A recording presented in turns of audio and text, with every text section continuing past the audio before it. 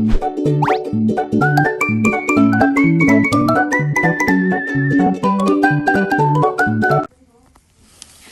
Assalamualaikum warahmatullahi wabarakatuh. Salam sejahtera bagi kita semua. Perkenalkan, saya Nabila Safika dengan NIM 742352024109109, mahasiswa program studi Hukum Tata Negara semester 3. Pada video ini, saya akan menyampaikan reaksi dan analisis saya terhadap kasus pekerja migran perempuan asal Nusa Tenggara Barat yang diberitakan dalam sebuah video yang telah saya nonton di YouTube.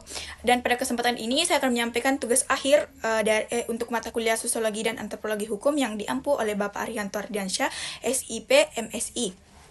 Tema yang saya angkat adalah ketidakadilan sosial dan akses hukum perlindungan pekerja migran perempuan asal Nusa Tenggara Barat. Sebelum itu, saya akan memperkenalkan sumber video. Video yang saya jadikan referensi berisi laporan bahwa sebanyak 24 calon pekerja migran perempuan asal Nusa Tenggara Barat berhasil digagalkan keberangkatannya ke luar negeri melalui jalur ilegal oleh aparat Polda Lampung. Menurut laporan, para perempuan ini ditampung di sebuah rumah di kawasan Kecamatan Rajabasa, Bandar Lampung yang diduga sebagai lokasi penampungan sementara bagi calon pekerja migran ilegal.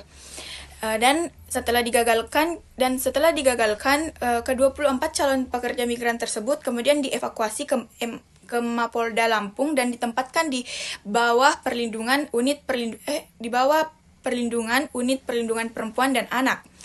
Pihak asal Provinsi Disnaker Kernas NTB menyatakan bahwa ke-24 calon migran tersebut tidak tercatat secara resmi di data daerah asal karena mereka berangkat melalui jalur non-prosedural atau ilegal. Kasus ini menunjukkan bahwa rentangnya calon pekerja migran khususnya perempuan terhadap praktik perekrutan ilegal dan perdagangan orang serta lemahnya perlindungan dan akses hukum bagi mereka. Nah, adapun reaksi dan Sobat Milenial, kalian sedang menyaksikan program Top News of the Day by IDN Times edisi Senin 12 Juni 2023 pukul 18.30 sore waktu Indonesia Barat bersama saya Aditya Mustaqim. Ditreskrimum Polda Lampung menangkap dan menetapkan 4 tersangka tindak pidana perdagangan orang dengan modus pekerja migran Indonesia dengan korban sebanyak 24 orang yang berasal dari Nusa Tenggara Barat. Berikut kita simak informasi selengkapnya.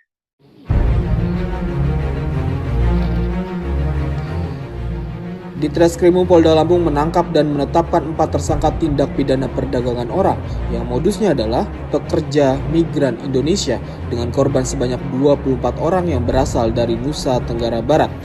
4 tersangka tersebut adalah DW 28 tahun berasal dari Bengkulu, lalu AR berusia 50 tahun warga Jawa Timur, kemudian I berusia 25 tahun dan AL berusia 31 tahun berasal dari Depok. Keempat tersangka tersebut terlibat aktif dalam perkara TPPO itu. Bahwa ada di antaranya yang sudah pernah menjadi PMI beberapa waktu lalu di Timur Tengah, tapi kemudian sudah kembali. Sekarang ingin berangkat lagi untuk menggunakan cara yang sama. Dari wilayah tersebut di atas diduga keras telah terjadi tindak pidana perdagangan orang dan atau penempatan pekerja migran secara non prosedural sebagaimana diatur dalam pasal 2 ayat 1 atau pasal 10 Undang-Undang Nomor 21 Tahun 2007 tentang pemberantasan tindak pidana perdagangan orang dengan ancaman pidana minimal 3 tahun dan maksimal 15 tahun atau pasal 68 untuk 83, pasal 69 untuk 81 Undang-Undang Republik Indonesia tahun 18 tahun 2000, Undang-Undang Republik Indonesia nomor 18 tahun 2017 tentang perlindungan pekerja migran. Adapun reaksi dan analisis saya yang pertama yaitu kesedihan dan keprihatinan pribadi. Setelah saya menonton video tersebut, saya merasakan keprihatinan mendalam. Bayangkan ada perempuan warga Nusa Tenggara Barat yang berniat bekerja untuk memperbaiki kehidupan dan ekonomi, tapi justru menjadi target peraturan ilegal. Mereka dijanjikan pekerjaan dengan harapan akan menguatkan ekonomi keluarga, namun kenyataannya mereka malah terancam menjadi korban eksploitasi dan perdagangan orang. Fakta bahwa mereka digagalkan dalam keberangkatan oleh aparat membuktikan bahayanya tawaran pekerja tanpa prosedur legal. Ini bukan lagi sekedar soal imigrasi atau mencari nafkah, melainkan soal hak asasi dan keselamatan dan keadilan. Yang kedua yaitu analisis dari perspektif hukum dan sosial, yaitu ketidakadilan sosial dan struktur ekonomi. Kasus ini mencerminkan ketimpangan struktural, kurangnya kesempatan ekonomi di daerah asal membuat banyak perempuan di Nusa Tenggara Barat terdorong untuk menerima tawaran migrasi meskipun melalui jalur ilegal. Kondisi ini menunjukkan bahwa struktur sosial dan ekonomi berperan besar mendorong kerentanan terhadap eksploitasi tersebut.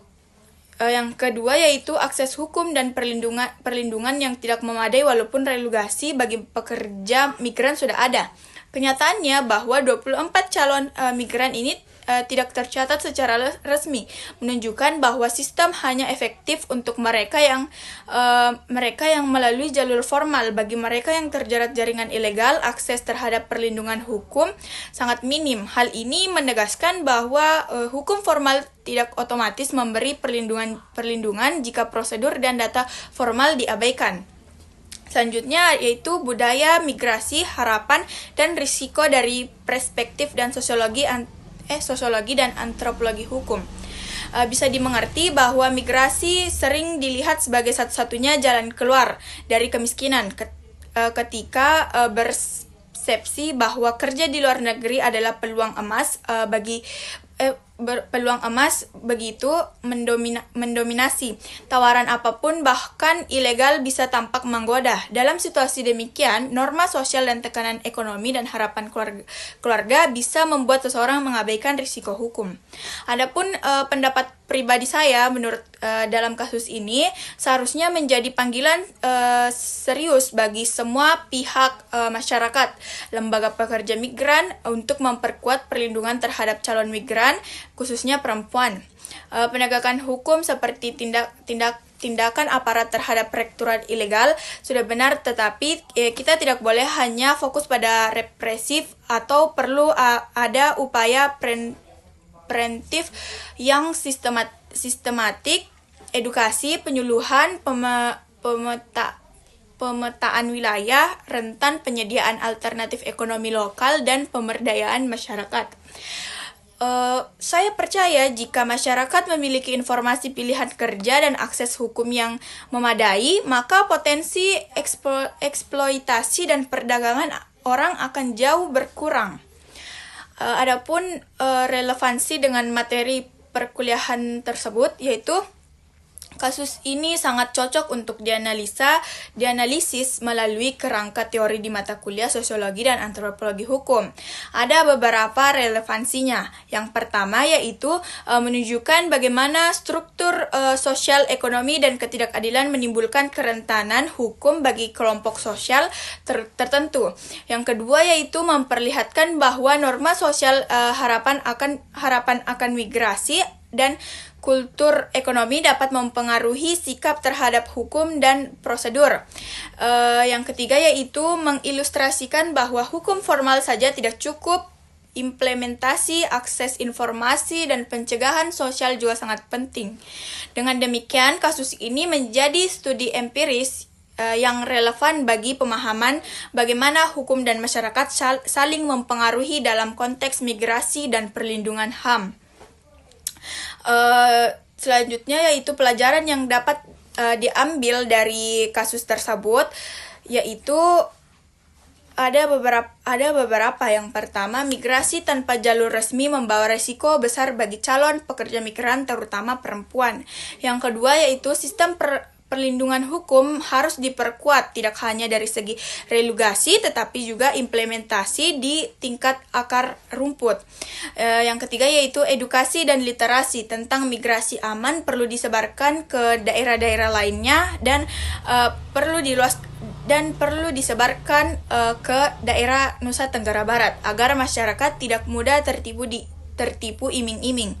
Yang keempat yaitu pemerintah dan lembaga terkait harus aktif mendeteksi dan membongkar jaringan peraturan ilegal serta memberikan alternatif lapangan kerja lokal.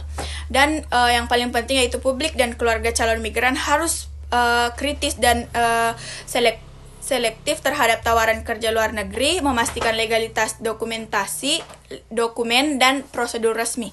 Itulah reaksi dan analisis saya terhadap berita tersebut. Sebagai penutup, saya ingin mengajak kalian semua, masyarakat umum, mahasiswa untuk lebih peka terhadap isu pekerja migran, terutama perempuan dari daerah seperti Nusa Tenggara Barat. Perlindungan terhadap mereka bukan hanya tanggung jawab individu, tetapi tanggung jawab bersama, hukum, kebijakan, dan kesadaran sosial. Semoga ini menjadi pelajaran berharga dan semoga sistem ke depan lebih adil dan manusiawi bagi setiap pekerja migran. Baik, mohon maaf bila ada kesalahan kata. Terima kasih atas perhatiannya.